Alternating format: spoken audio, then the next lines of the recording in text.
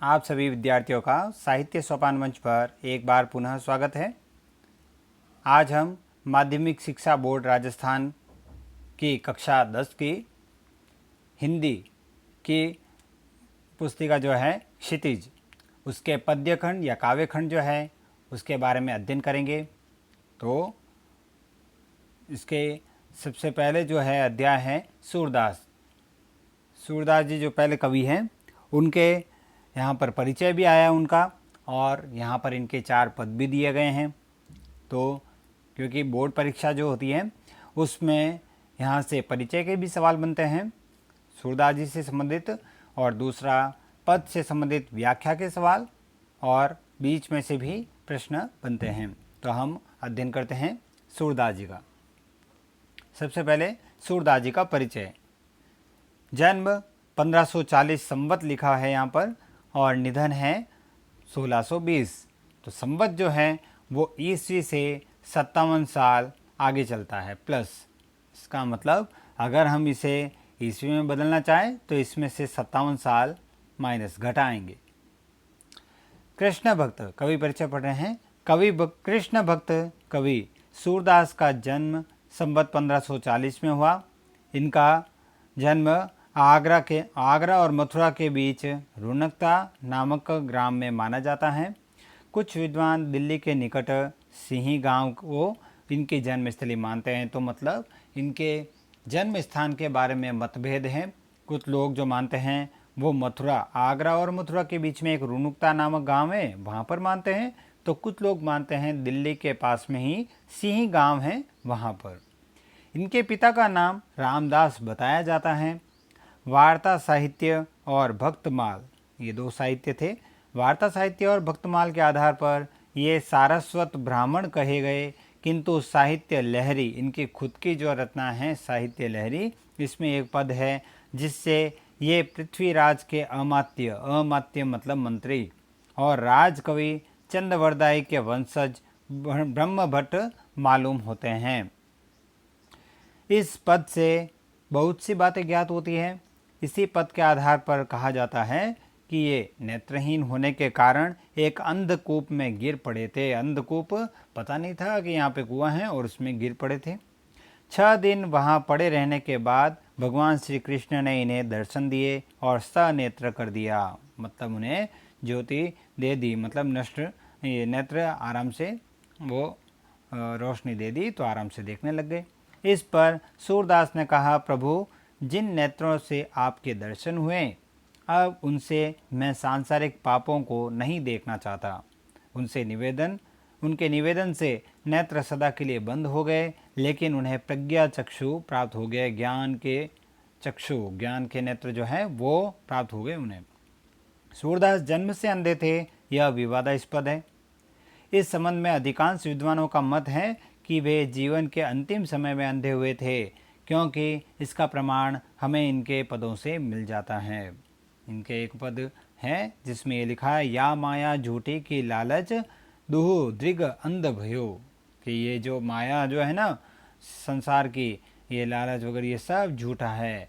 देख लीजिए इसके कारण पूरे संसार में अब ये माया और लोभ लालच के कारण मेरे दोनों नेत्र चले गए। आगे, आचार्य वल्लभ ने अपने सिद्धांतों में सूरदास को दीक्षित किया। तो इनके गुरु जो माना जाते हैं वो आचार्य वल्लभाचार्य सूरदास को दीक्षित किया, और उसी समय से उनकी दास्य भाव की भक्ति साख्य भाव में परिणत हो गई। पहले ये कृष्ण को अपने मतलब स्वामी मानते थे, स्वयं को उनका दास मानते थे, लेकिन बाद में उनकी भक्ति जो थी वो सखा भाव की, वो कृष्ण को अपना सखा मित्र मानने लग गए।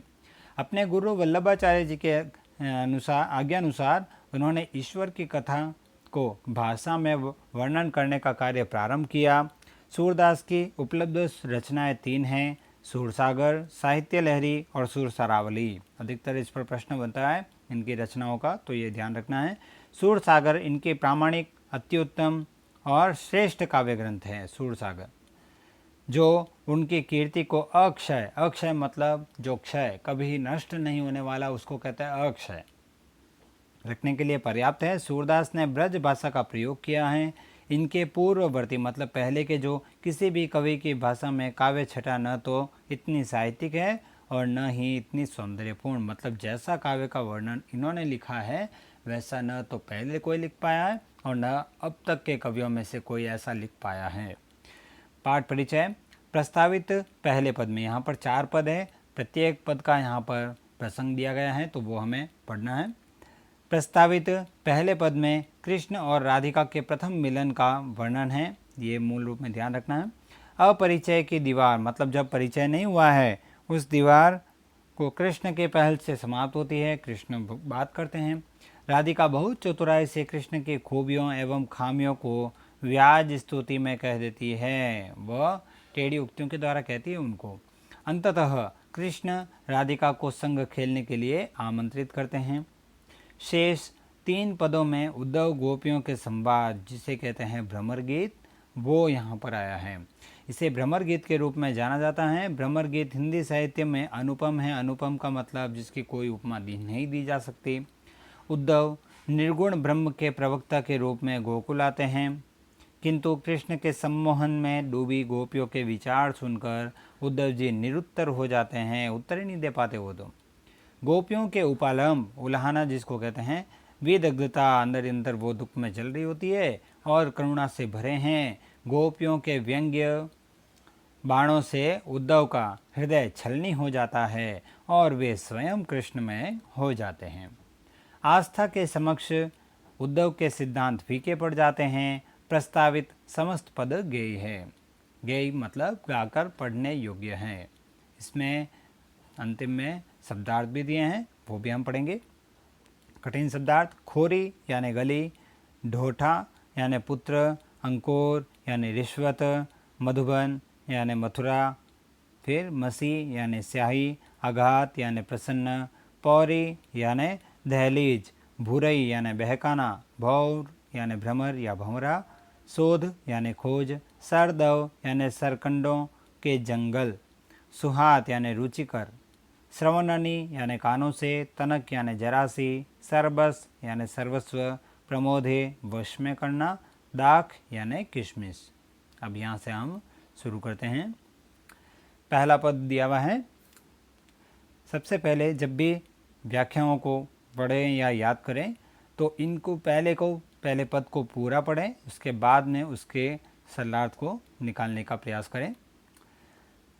पहला पद है, बूझत श्याम कौन तू गोरी, कहाँ रहती काकी है बेटी, देखी नहीं कबू ब्रज खोरी, काहे को हम ब्रजतन आवती, खेलत रहती आपनी पोरी, सुनत रहती श्रवणनी नंद ढोटा, करत फिरत माखन दधी चोरी, तुमरो कहाँ चोरी हम ले, खेलन चलो संग मिली जोरी, सूरदास प्रभु रसिक शिरोमणि, बातनी भुरई राधिका भूरी। तो इस पद में सूरदास जी बता रहे हैं कि जब बाल रूप में कृष्ण और राधिका प्रथम मिलन पहली बार जब मिले थे तो उस समय कृष्ण तो देखते रह गए राधा को, तो क्योंकि वो उन्होंने कभी देखा ही नहीं, तो इसलिए वो उनसे पूछने लग गए। बूझत, बूझत मतलब बूझो, बताओ। श्याम, कौन तू गोरी, श्याम कहते हैं बूझो भाई, तुम कौन हो।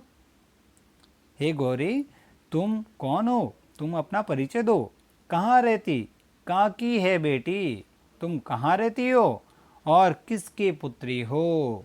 देखी नहीं कबहू ब्रज खोरी, खोरी यानी गली, मैंने कभी भी ब्रज की नगरी में गलियों में तुम्हें कभी नहीं देखा ब्रज नगरी में, इसलिए बताओ तो सही तुम कौन हो। काहे को हम ब्रजतनावती, अब ये कृष्ण के प्रश्न का उत्तर दे दिए राधा। काहे को हम ब्रजतनावती, हम क्यों आए भाई ब्रज में। खेलत रहती आपनी पौरी, पौरी यानी दहलीज, हम तो हमारे घर की दहलीज है वहीं पर हम खेलती रहती हैं, तो हम यहाँ पर क्यों आए। सुनत रहती श्रवणनी नंद ढोटा, अब यहाँ से वो व्यंग्य कर रही कृष्ण के ऊपर।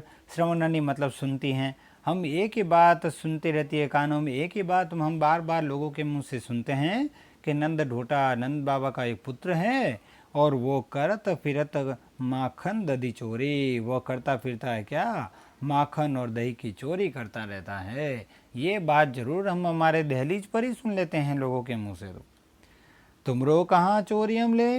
अब यहाँ से वो भी एकदम से गुस्सा आ गया एकदम से उनको ऐसे क्यों कहा। तो कृष्ण कहने लग गए, तुमरो कहाँ चोरी हम ले, तुम्हारा क्या गया जो चोरी हम करते हैं, तो तुम्हें क्या लेना देना। तो इस तरह से बातचीत होती है पहली बार, और फिर बाद में कृष्ण उन बातों को भुलाकर उन्हें कहते हैं, राधिका को कहते हैं, खेलन चलो संग मिली जोरी, कि चलो ये सब तो भूलो और चलो हम दोनों मिलकर साथ में खेलते हैं। सूरदास प्रभु रसिक शिरोमणि, बातनी भुरई राधिका भूरी। सूरदास कहते हैं कि प्रभु की रसिक शिरोमणि, कृष्ण की रसिक छवि और रसपूर्ण बातों को सुनकर बातनी भुरई, भुरई यानी भूल जाती है बातों को, राधिका भूरी, राधिका भोले स्वभाव वाली है, इसलिए वो कृष्ण की इन बातों को वो सब भूल जाती है और वो कृष्ण की छवि में ही खोकर उनके साथ में वह खेलने लग जाती है। तो इस प्रकार से ये पहला पद है। तो यहाँ पर ध्यान रखना है, व्याख्या करते समय सबसे पहले 4 बिंदु होते हैं मुख्य रूप में, संदर्भ, प्रसंग, व्याख्या, विशेष। विशेष में भी 2 बिंदु, भाव पक्ष और कला पक्ष। संदर्भ, अगर इस पद्यांश का संदर्भ अगर पूछा जाए तो इसमें यही आएगा, प्रस्तुत पद्यांश हमारी पाठ्य पुस्तक क्षितिज के पद्यखंड से अवतरित है, जो कि कवि सूरदास द्वारा रचित सूरसागर के भ्रमर गीत प्रसंग का अंश है और यहाँ पर संकलित किया गया है। प्रसंग जो वो इसके बारे में अपन ने ऊपर पढ़ा भी था कि प्रथम बार जो है उन राधा और कृष्ण का जो है वो मिलन होता है, उसके बारे में यहाँ पर ये बात बताई गई है। फिर उसके बाद में व्याख्या, जो अभी पूरा विस्तारित रूप में अपन ने पढ़ा वो है व्याख्या। और विशेष में भाव पक्ष, मुख्य रूप में क्या हो रही है यहाँ पर बात, कृष्ण और राधिका के बाल रूप में आपस में बातचीत जो हो रही है उसका वर्णन है यहाँ पर। और कला पक्ष के अंदर 7 बिंदु होते हैं। व्याकरण कौन कौन सी प्रयोग में ली गई है, तो सबसे पहले भाषा, तो यहाँ पर ब्रज भाषा का प्रयोग हुआ है। रस, यहाँ पर श्रृंगार रस का ही प्रयोग हुआ है। फिर तीसरा होता है गुण, यहाँ पर माधुर्य गुण है। बिंब, यहाँ पर दृश्य बिंब है क्योंकि यहाँ पे दृश्य सामने आ रहा है पूरा, इसलिए। फिर गेय शैली है यहाँ पर। छंद, यहाँ पर पद रूप में लिखा गया है ये। और अलंकार जगह जगह आया है यहाँ पर, अलंकार काफ़ी जगह। तो अधिकतर आपको अंत में तो तुकबंदी मिलेगी, इसलिए अंत्यानुप्रास तो है ही है यहाँ पर। और जहाँ पर एक ही वर्ण के शब्द 2 बार आ जाए तो वहाँ पर 6 का अनुप्रास, 2 से अधिक बार आए तो वृत्त्यानुप्रास अलंकार। इस प्रकार से एक व्याख्या पूरी होती है और नंबर भी अच्छे मिलते हैं इसके। ये परीक्षा में ज़्यादा नंबर का प्रश्न है, इसलिए इसे हमें ध्यान से पढ़ना चाहिए।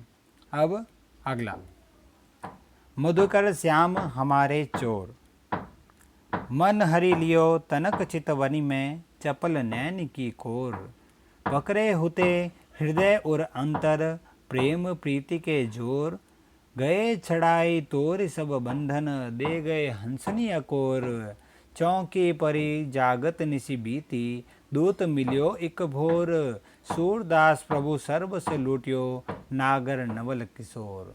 तो यहाँ पर कह रहे हैं ये जो प्रसंग है, यहाँ से दूसरा, तीसरा और चौथा पद जो है वो भ्रमर गीत जो इनके सूरसागर का अंश है वहाँ से लिया गया है। तो इसमें भ्रमर गीत, जब उद्धव जी कृष्ण के साथ में मथुरा रहते हैं तो वो उन्हें कहते हैं, वो कृष्ण जब भावुक हो जाते हैं गोपियों की याद में तो उन्हें कहते हैं आप तो ज्ञानी हैं, आप इस प्रकार से कैसे कर रहे हैं। तो उन्होंने कहा ठीक है मैं तो समझ जाऊंगा, आप जाके गोपियों को भी समझा के आइए। तो गोपियों को समझाने आते हैं यहाँ पर, लेकिन गोपियाँ अपने कृष्ण प्रेम के माध्यम से उन्हें ही, उनका ही हृदय जो है वो परिवर्तित करके उनको भेजती है। तो ये प्रसंग जो है वो भ्रमर गीत, उसी समय वहाँ पे एक भ्रमर आता है, भंवरा आता है, तो गोपियाँ उद्धव जी से बात सीधी न करके उस भ्रमर से संकेत करके फिर उनको बात समझाती है। तो ये यहीं पे बात आ रही है, मधुकर श्याम हमारे चोर। मधुकर यहाँ पर तो ये उद्धव जी को कहा है कि हे उद्धव जी, श्याम हमारे चोर, श्याम तो हमारे लिए चोर के समान है। मन हरि लियो तनक चितवनी में, क्यों कहते हैं चोर उनको, कारण है कि हरि यानी कृष्ण ने हमारा मन सिर्फ तनक चितवनी में, तनक एक नज़र में, चितवनी तिरछी नज़र जो है ना, उनकी एक तिरछी नज़र से ही उन्होंने देखा और हमारा मन हर लिया उन्होंने। चपल नैन की कोर, चपल चतुर जो नेत्र हैं उनके, और नेत्रों के कोर किनारा जो है वो तिरछी नज़र से जब देखते हैं तो हमारा मन तो हर लेते हैं, वो तो चोरी कर लेते हैं वो तो। पकड़े होते हृदय और अंतर प्रेम प्रीति के जोर, और हमारा हृदय हमारा मन जो है उनको वो पकड़े, किस रस्सी से पकड़े हुए हैं? प्रेम और प्रीति, प्रेम पूर्ण जो रस्सी है, प्रेम रूपी रस्सी से उन्होंने ऐसे बांध के रखा है हमको, वो खींचते जा रहे। गए छड़ाई तोर सब बंधन दे गए हंसनीय को, लेकिन ऐसे बंधन बांधे थे यहाँ पर प्रेम के, लेकिन जाते जाते उन्होंने हल्की सी हंसी के साथ में, वो मुस्कुराहट के साथ में वो चले गए। हल्की सी हंसी मुस्कुराहट करके वो यहाँ से चले गए, और हम उनकी मुस्कान में ही खो के रह गई, पता ही नहीं चला हमें तो कि वो चले भी गए। चौंके परी जागत निसी बीती, कि अब है ना, रात और दिन जब भी हम उनके बारे में सोचती हैं और एकदम से चौंक जाती है, एकदम से सावधान हो जाती है। लेकिन दूत मिलियो एक भोर, और सुबह हमें एक भंवरे के रूप में हमको एक दूत मिलता है। अब ये व्यंग्य कर रही हैं उद्धव जी के ऊपर ही। सूरदास प्रभु सर्वस लूटियो नागर नवल किशोर, सूरदास जी कहते हैं कि हे कृष्ण ने तो हमारा, मतलब गोपियों की स्थिति बता रहे हैं कि कृष्ण ने तो हमारा सब कुछ लूट लिया है। नागर यानी चतुर, नवल नए नए रूप वाले और सुंदर रूप वाले किशोर, यहाँ पर कृष्ण को ही कहा है। तो ऐसे रूप वाले जो कृष्ण हैं उन्होंने तो हमारा सब कुछ लूट लिया है, ऐसे सुंदर छवि वाले श्री कृष्ण हैं। तो यहाँ पर ये भ्रमर गीत से प्रसंग आया है, तो ये इसकी व्याख्या हुई। तो वही चीज़ है, सबसे पहले संदर्भ, प्रसंग, व्याख्या और विशेष, इस रूप में चारों व्याख्याओं को अच्छे ढंग से करना है। तो आज ये 2 व्याख्याएं हमारी हुई है, और अगली 2 व्याख्या अगले हम वीडियो में हम पढ़ेंगे। तो इसे ध्यान से पढ़ें। धन्यवाद।